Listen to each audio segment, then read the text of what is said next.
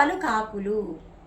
మన జీవితంలో మనం చేసే అత్యంత తప్పిదాలలో ఎదుటి వాళ్ళు మననేదో అన్నారని మనం ఎక్కువగా మనసు దాకా తీసుకొని బాధపడుతూ ఉంటాం.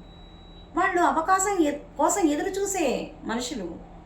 అంటే మన పట్ల ఈర్ష్య ద్వేషాలతో చిలవల పలవలుగా ప్రతి ఒక్కరికి మన గురించి లేనిపోనివన్నీ చెప్తూ ఉంటారు. అలాంటి వాళ్ళ మాటలకి ఎక్కువ విలువిచ్చి మనం అనారోగ్యం పాలు తెచ్చుకోవడం అవసరం అంటారా? ఇక్కడ దాకా పెట్టుకొని అది మనసు దాకా తీసుకువెళ్ళి బాధపడటం కన్నా ఈ చెవితో విని ఈ చెవితో వదిలేయాలి. మన శరీరానికి మకిలి పడితే ఏం చేస్తాం? శుభ్రంగా స్నానం చేస్తాం. ఇలా వీళ్ళ మాటలను కూడా మనం శుభ్రంగా స్నానం చేసినట్టుగా కడిగి అవతల పడేయాలి. తేనెటీగలు మనం ఎమ్మడ పడితే ఏం చేస్తాం?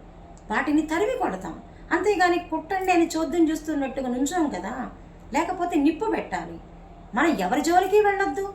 మన జోలికి వస్తే మాత్రం ఖచ్చితంగా ఎదురొడ్డాలి ఇప్పుడున్న పరిస్థితులను బట్టి. లేకపోతే తేనెటీగలు కుట్టినట్టుగా మనని కుట్టి కుట్టి చంపుతాయి అన్నమాట.